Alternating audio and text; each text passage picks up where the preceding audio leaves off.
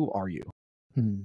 And that's what's fascinating to me is, everybody hires a coach because they have a goal to achieve or a challenge to overcome.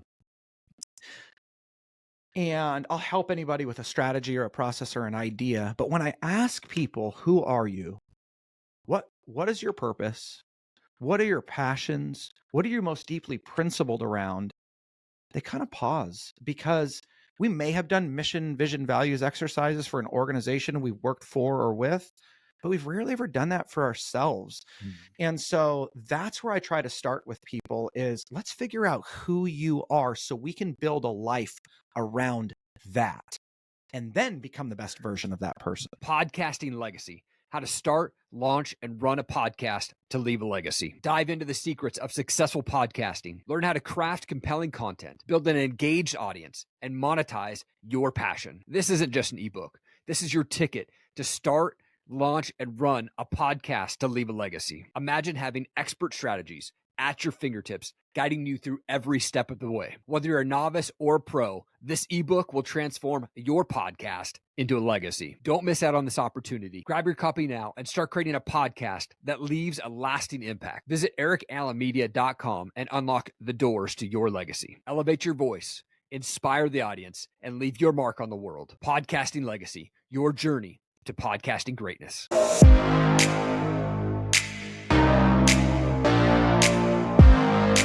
Ryan, you're a husband, you're a dad, you're a speaker, performance coach, you're the author of Wounds, How Heartache, and Tragedy Become the Keys to Unlocking Greatness.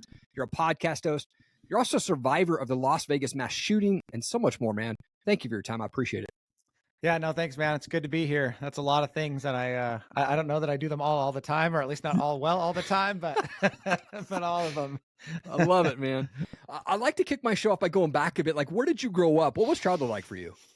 Oh, man. So I grew up in Southern California. I'm born and raised, still live there now. I've lived in about a 30-mile radius my whole life, which is super boring.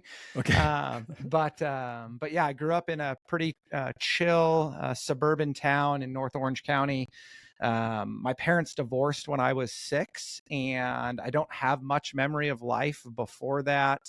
And so for me, most of my upbringing, I saw my dad every other weekend, but most of my upbringing was becoming the man of the house at a really young age.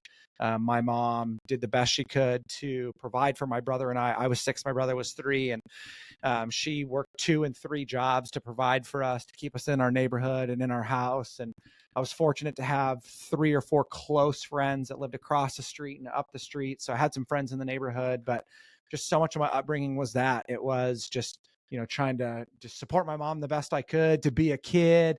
And then little by little, I kind of started to inch away from what I was taught to do, and started to get myself into some trouble. Wow, man. My parents divorced when I was 11 years old. And it was interesting that you said that you don't remember too much prior to that. And it's kind of like my memory on that too is real slim. Yeah. And then even kind of the first couple of years after they got divorced, and it got crazy after that. But I want to talk about your book. You dropped this in September. It's called Wounds, How Heartache, and Tragedy Become the Keys to Unlocking Greatness. You mentioned that your wounds are really the keys to unlocking your success and significance. First of all, congratulations on this book. What's the journey that you take readers through in this book?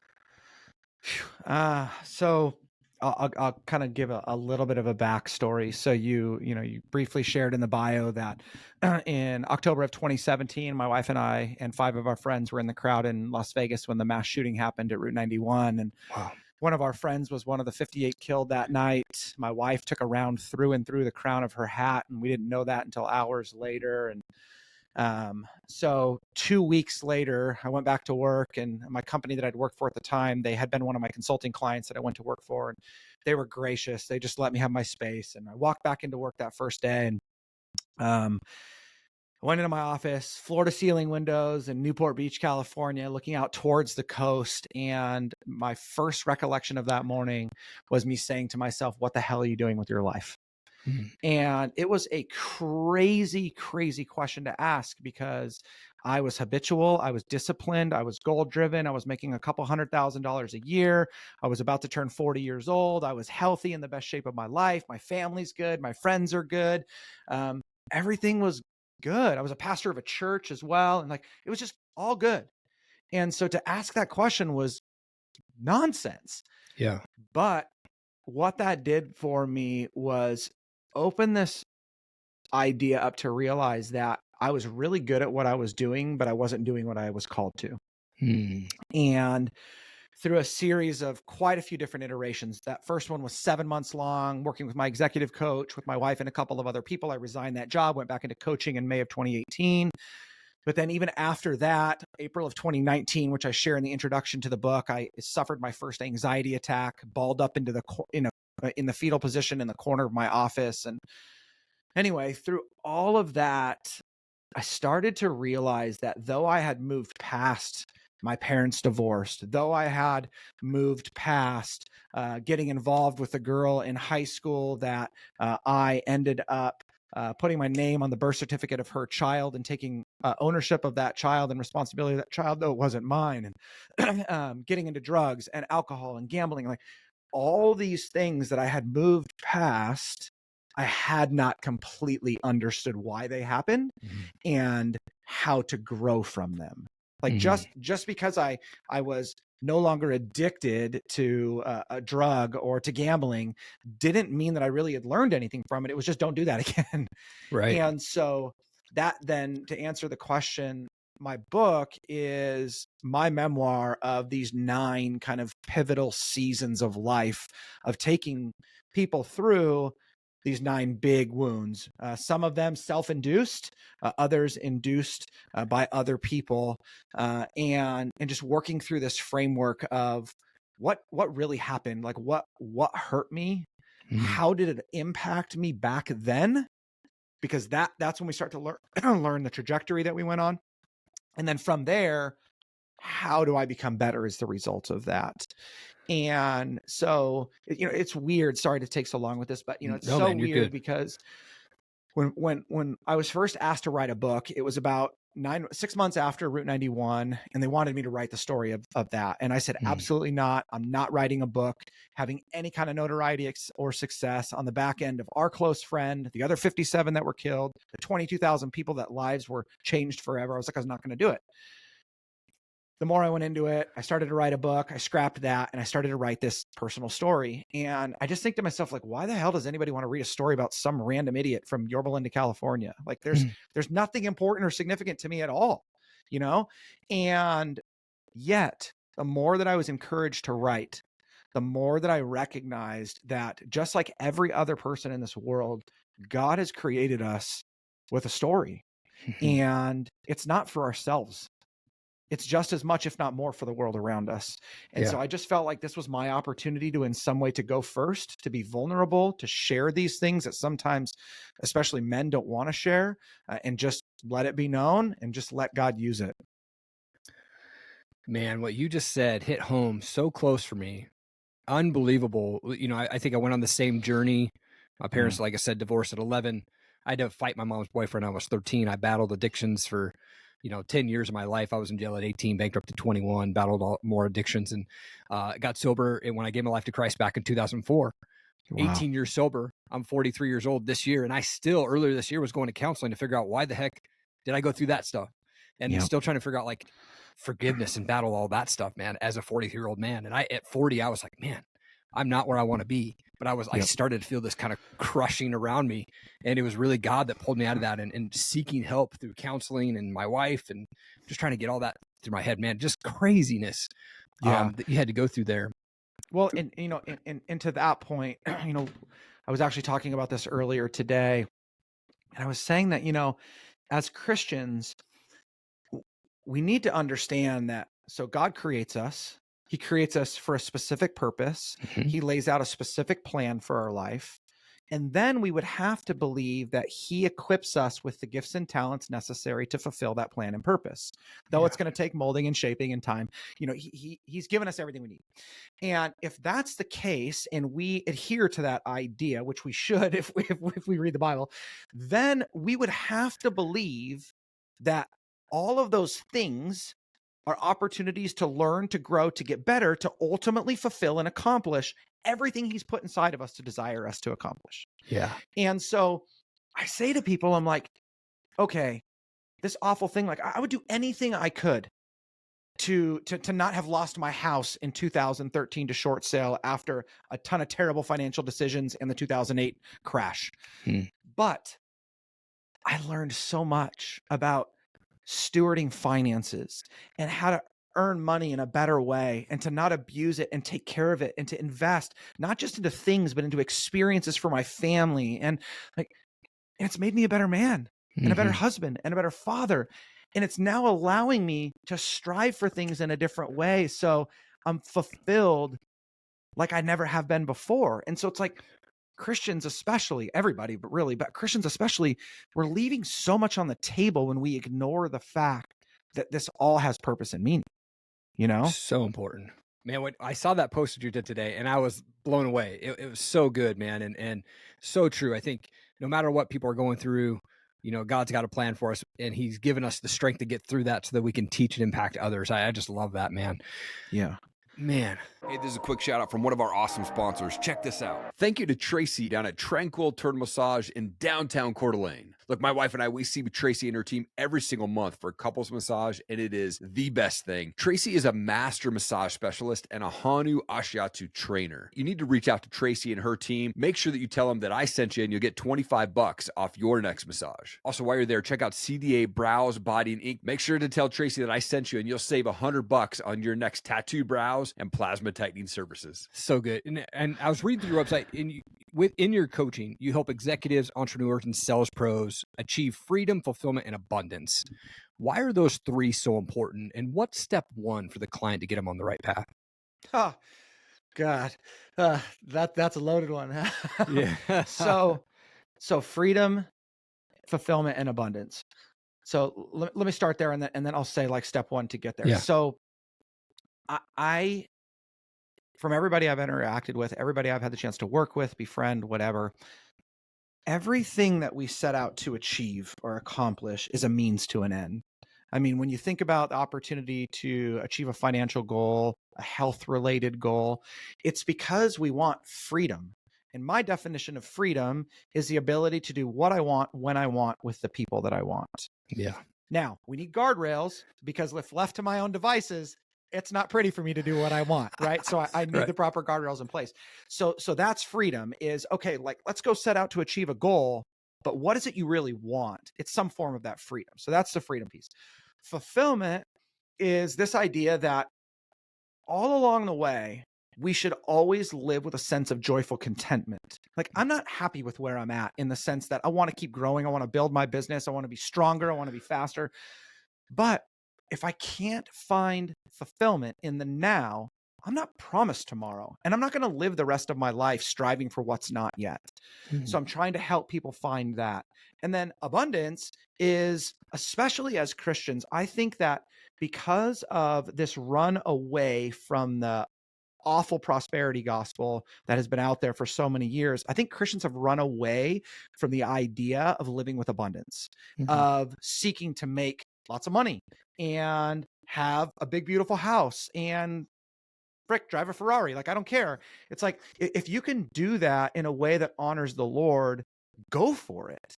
And so I want to encourage people to seek more. And if you're doing that from a good place, the more you gain, the more you're going to give and you're going to invest into the world around you anyway.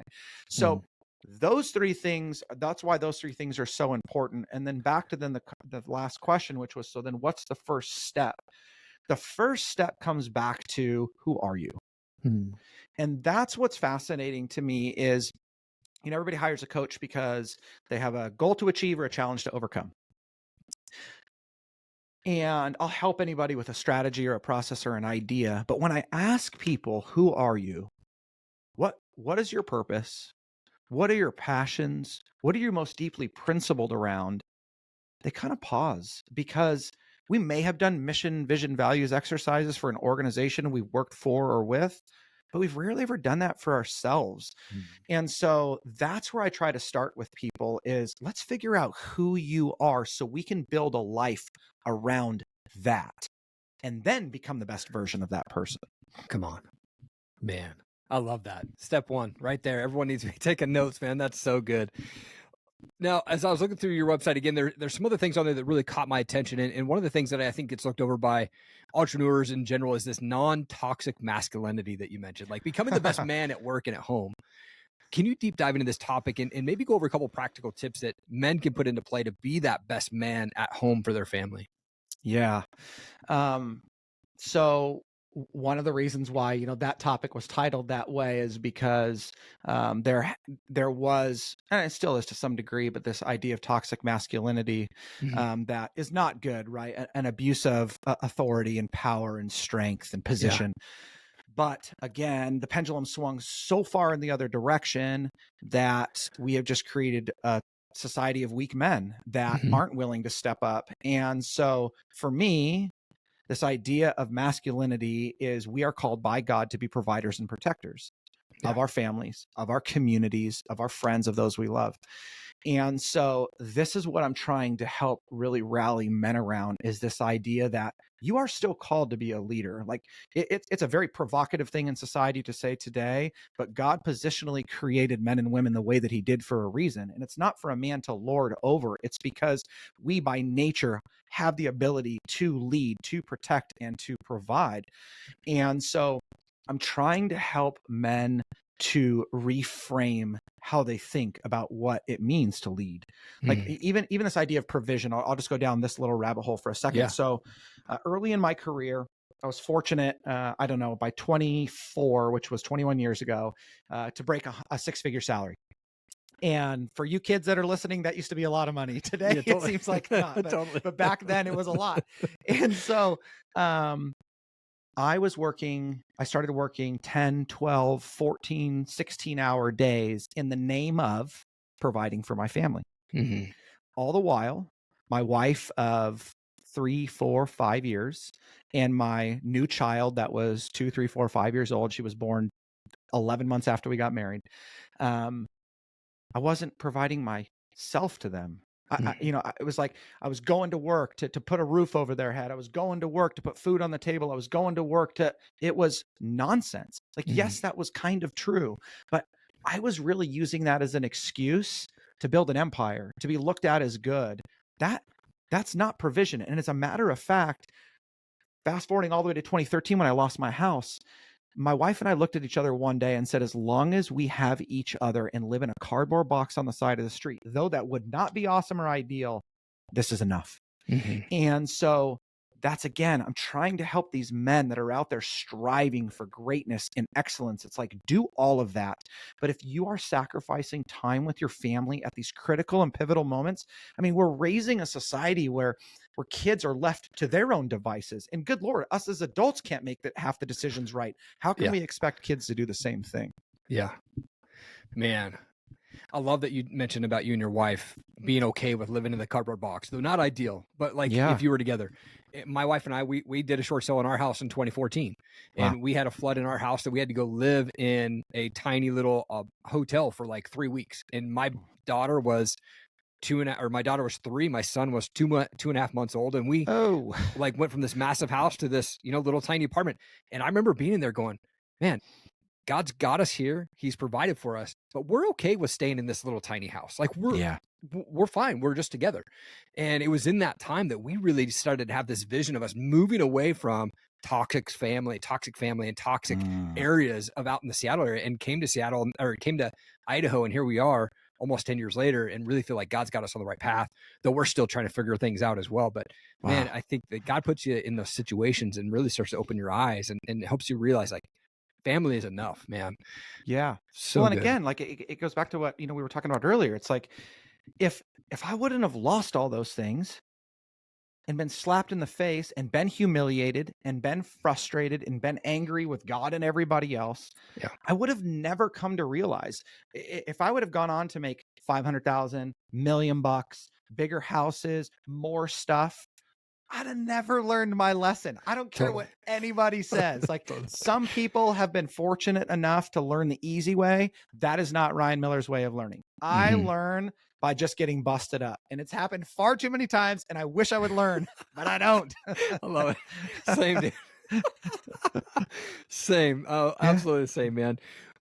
Like when it comes to being successful in life as a dad, as a husband, there's these habits that we have to put in place. What are those non-negotiable habits for you that help you achieve that, being a great dad, being a great husband, and achieving those goals? Yeah. So number one for me, gosh, some of these sound so cheesy at this point, but that's just the reality. So number one for me is God has to be first. So I have this simple little practice of every morning I wake up and my devotional, I'm in a daily year-long a men's devotional, and I forbid myself, which probably happens 25 out of 30 days a month that I nail this. I forbid myself to check anything else on my phone until I've read my devotional and then read the associated scripture. So like, that's how I start. We go to church as long as we're in town. I've stepped down from pastoral ministry, but for the last 3 years still, like, we go to church every single Sunday. We are at midweek events when our calendar allows. Like, that's priority first. That's for me first, and then for my family. And then second to that is my family is my everything. And so my 21-year-old daughter, she still lives at home. We love that. Probably the next 2 years she'll move out. But my 21-year-old daughter, and then I have a 14-year-old daughter, we eat dinner around the dinner table together, either at home or out somewhere 5 nights a week. And the only reason the other 2 nights don't happen is either a date night with my wife or because my oldest daughter's working late hours. So those things have been critical for us because it's allowed, first of all, for them to see what marriage looks like between my wife and I, how a woman should be treated, how a man should treat them. So that example has been there. But also, I mean, I'm sure you would agree with this. The last few years, especially with just the war in culture and with just so many crazy things being said and done politically and societally and racially, just all these things, it's allowed us an opportunity to just have real talk with our kids on a regular basis about life. And it's one thing to be like, hey, the Bible says, or God says, or I say, but it's another thing to just talk about the reality as they happen. And so that time together, like right now, it's super cool. My wife and 2 daughters are at Disneyland. They have passes, and it brings me like more joy in the world. Like, I'm not a big Disneyland fan, but they go like twice a month, and the 3 of them just hang out together all day. And it's like, that's the stuff that matters to me more than anything. It's not the Disneyland, it's the time. They just happen to like it at Disneyland. Oh man, that's so important. The dinner time for us is key too, man. For us, it's we're sitting down, we're eating dinner with the family, and I've been working remote since 2015. So my kids only know me as working remote, and so this year we actually started doing homeschool. So now they see me all day when I'm walking downstairs. And my wife and I will celebrate 19 years being married next year. Wow, congrats. And, not every year is rainbows and sunshine. So they've seen arguments. They've seen us disagree. They've seen us make up and dance in the kitchen and kissing and things like that. But they've seen the whole spectrum, but they know, and they know that we come from the crazy families. And so they've seen us kind of escape that and make changes in our life that kind of suck, but got us into a better place going through it. And so important to have that family time. Man, thank you for sharing that. I appreciate that. Yeah, no, thank you. What's coming up next for you? Like, what are you most excited about right now? You obviously got the book that just dropped here, but what's most excited for you right now? You know what, man? I wish I could tell you. So, I mean, this book has been a labor of love, a lot of blood, sweat, and tears. I think so. I try not to say this out loud very often because it sounds way overboard, but my prayer for about the last year, maybe a little bit longer, has been that I would at some point become a key person of influence in Christianity and culture today. I don't want to talk bad or down on anybody, but I feel like we live in a society where Christian voices have been muzzled, at least in the mainstream. And like, I'm a big fan of Rogan, and I love his podcast. I think he's a great guy overall. I think he does a great job in kind of navigating society, but he's not a voice for Christianity. I love Jordan Peterson. I think he's a smart dude. He's on his journey somewhere, but he's not there. Ben Shapiro, great guy, not quite, we don't align from a faith perspective. And so it's like, I just feel like there is this space and an opportunity for people to step into to help influence culture. I think that I will probably be able to do that a little bit better in the professional side of the world, just around achievement and building business and success and things like that. Anyway, so I'm praying that this book opens doors to get onto more stages to be able to do that. I will say though, because I want to touch on this because I think it's important, is, earlier I said that, I have a lot of me still in me, and it would be very easy for me to turn this into the me show and how great I am and how big the stages that I'm speaking from. And so I'm trying to fight as hard as I can to ensure that people see that the only reason that I'm here is because God's put me here. And the only reason that I've survived is because God has allowed me to. And so I just pray that I can get to that place and that I can be faithful to the fact that it's God that's put me there. He's sustaining me there. And if I'm going to have any success there, it's going to be because of him. Man, come on, dude. Man, I think that's so impactful and so powerful. And man, I believe that you are needed right now, man. And I'm proud of you for putting this book out and standing bold in your faith. I think not enough Christians are so-called Christians are being bold with their faith in today's world, man. And so awesome.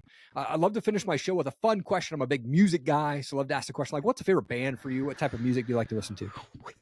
I'm pretty widespread, but primarily country music. That's probably been since 2015 or something like that. So we listen to we go to a lot of live shows, typically between like 10 to 15 a year. And nice. We just love the jam. Oh, that's awesome. Ryan, you're an absolute world changer, man. Thank you so much for your time today and just impacting people through your story. Thank you so much, man. I appreciate it. Thanks, Erik. Thank you so much for checking out the show today. I really appreciate it. I hope that my guest was able to bring you some amazing wisdom and knowledge to help you continue to fight for your goals, your dreams, and your purpose. If you could do me one big favor and just hit that subscribe button, I would so appreciate it. Thank you so much for your time. Keep changing the world. I believe in you. Have an amazing day.